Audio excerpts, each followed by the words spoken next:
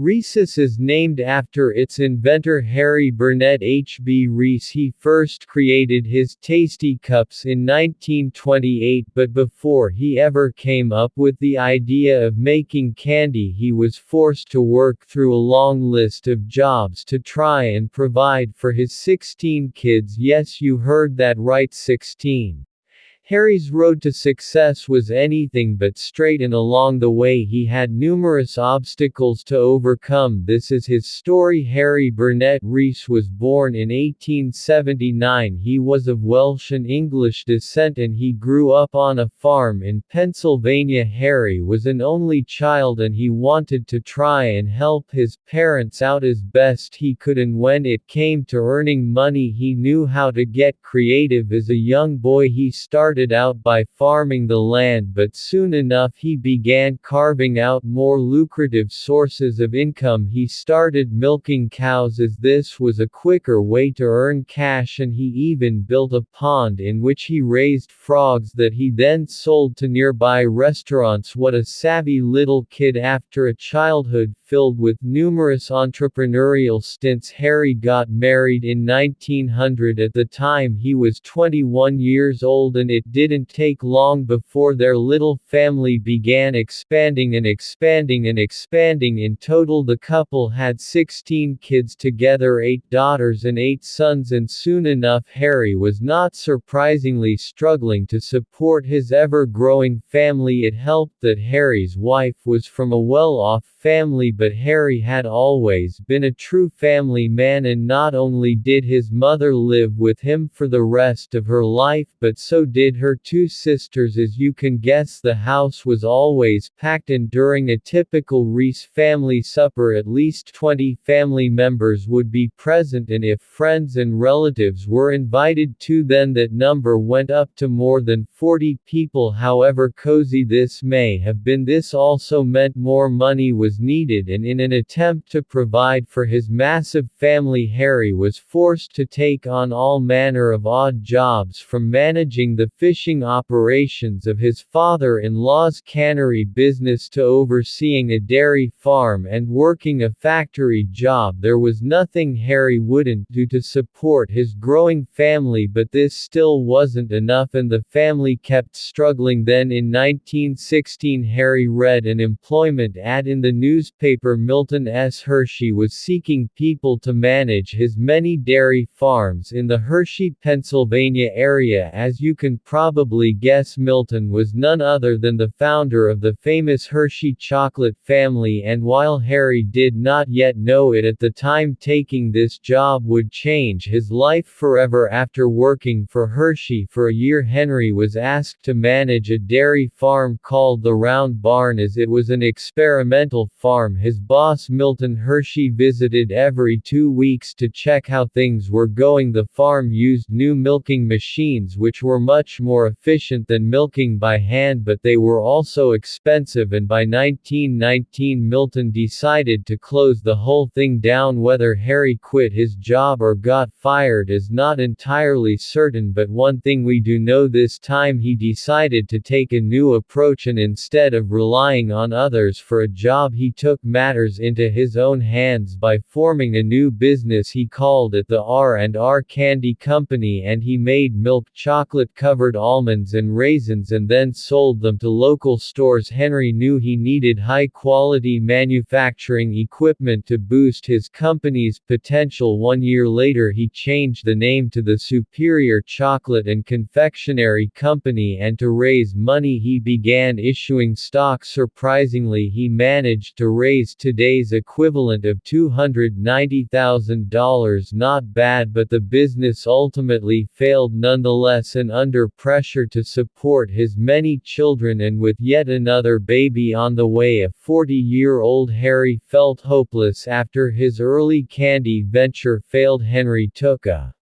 paper mill job. He then began a second job as a butcher, and he also had a third job canning vegetables. To say that he was busy would be an understatement. In 1921, his well-off father-in-law had some great news. Though he had purchased a home for Harry's growing family, would things finally begin to look up once they managed to secure a roof over the family's head? Harry quit his 3 jobs and went back to working for Hershey. He started out in the shipping department and was soon promoted to foreman. Money was still tight, however, and he decided to do an additional job on the side. While his earlier chocolate project had failed, he wanted to give it another try, and he began making a variety of confectionery products. From his basement he made hard candy, chocolate-covered nuts and raisins, and mints, as well as 2 popular candy bars that he invented. He always made sure to use fresh ingredients, and he coated all of his creations with Hershey's chocolate. Fast forward a couple of years and Harry's enterprise was doing much better than expected. Sure, he was still working from his basement, but his candies were popular and demand kept increasing. Due to this success, Harry began taking the business even more seriously, and he set up the H.B. Reese Candy Company. For many years his enterprise was doing well, but it still didn't have a blockbuster product and the profits were meager. But then one day in 1928 everything changed. 5 years after Harry set up his company, he went on a sales trip to Harrisburg. There he chatted with a store owner who told him that he struggled to keep chocolate-covered peanut butter candy in stock. The store's owner's supplier couldn't keep up with demand, and the candy was flying off the shelves faster than he could restock it. To continue fulfilling his customers' desires, the man asked Harry if he could help. Perhaps he could make something similar. Harry didn't have to think twice, and without hesitation he said yes. He left the store and immediately purchased a massive 50-pound can of peanut butter. He rushed home and began experimenting by covering a peanut butter ball in chocolate. The creation was tasty but difficult to make, and producing the balls on a large scale would have been nearly impossible. After some thinking, Harry came up with a better idea. What if he would use traditional cups instead of balls? By that time, chocolate-covered peanut butter cups had already been around for a while. They were sold commercially as early as 1907, but for some reason they had never become very popular. Up until then they were just one of many candies sold at drugstores, but this was all about to change. To ensure that he made the best cups in town, Harry began making his own peanut butter, and one thing that made his cups so tasty was the distinct way he roasted the peanuts until they were almost burnt. Harry simply called his cups peanut butter cups or penny cups, as they were sold for just 1 penny each. They were an immediate hit and people loved the delicious salty yet sweet treats. Not much later, Harry was already selling 5-pound boxes to local retailers, and by 1935 business was going so well that he paid off all his debts and quit his factory job at the Hershey Company. Emboldened by his success, Harry felt ready to set out on his own to make a living creating candy, and he was finally able to fully concentrate on his own business. The company was running smoothly for many years, but then World War I happened, and with it came a severe scarcity of supplies and economic hardship. When the U.S. entered the war, sugar was rationed, and although his former boss Milton Hershey led Harry sugar, it wasn't enough. In a last-ditch attempt to save his business, Harry eliminated his other products and focused solely on the peanut butter cup. It was his most popular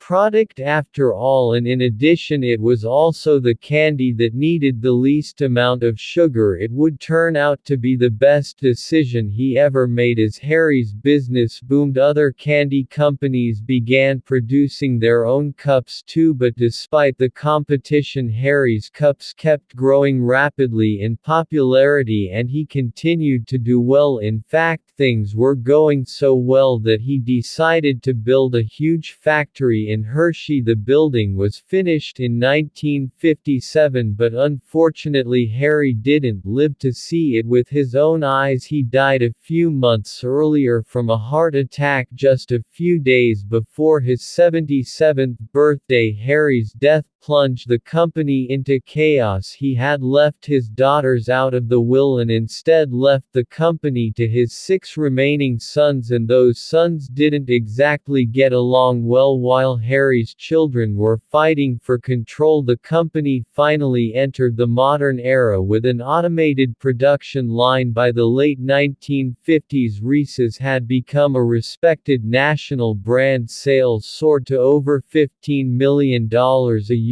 but the brothers continued fighting. The eldest brothers wanted to sell the company, but the younger ones wanted to keep it in the family. One day Hershey heard the rumors about a possible resale and quickly reached out. After all, a merger made sense. The companies were in the same town, they used the same chocolate, and their founders had been good friends. So after 7 long years of arguing and fighting, Harry's son sold the family business to Hershey. With the sale, the sons received roughly a 5% share in the Hershey company, and they got 666,000 shares of Hershey's stock, which was valued at nearly $24 million at the time. That's more than $200 million in today's equivalent, and when you keep in mind that Hershey is worth more than $20 billion today, all you can do is hope that the sons pass their precious stock onto their own kids. By 1969, Reese's Peanut Butter Cups were Hershey's best-selling product. They were selling more than 300 million cups a year, and after launching that iconic "Hey, you got peanut butter on my chocolate, you got peanut butter in my chocolate" ad campaign in the early 70s, Reese's Cups were not just Hershey's top product anymore, but also the best-selling candy in the whole US. Today, Reese's Peanut Butter Cups are still being enjoyed by millions of people every year. The mouth-watering cups continued to prosper under Hershey's, and over the years dozens of variations have been created. Head into any supermarket anywhere in the U.S. and you see tons of Reese's products, from big cups, miniatures and minis, to dark chocolate, white chocolate, marshmallow, caramel and hazelnut cream flavors. Or what about Reese's Cookies, Reese's Pieces, or Reese's Puffs cereal? But however big the Reese's brand may be, Reese's Peanut Butter Cups remain number one, and outside of the US, plenty of people love them too. That's probably exactly how HB envisioned his company to be. After all, he once wisely said, "If you make a product that both young and old enjoy, then your potential customers are limited only by the number of people on Earth." This was the story of Harry Burnett Reese and his delicious peanut butter cups. Determined to provide for his big family, the savvy entrepreneur would do whatever it took to make ends meet, and by doing so he eventually created an impressive and mouth-watering legacy that has lasted to this day. Reese's Peanut Butter Cups were handcrafted in Harry's basement nearly 1 century ago, and although they are now sold all over the world, the essence of the original cup has endured, and something tells me Harry would be proud. Did you know about the story behind these tasty cups, and have you ever had one? Share it in the comments and let us know if you have a business in mind that you would like us to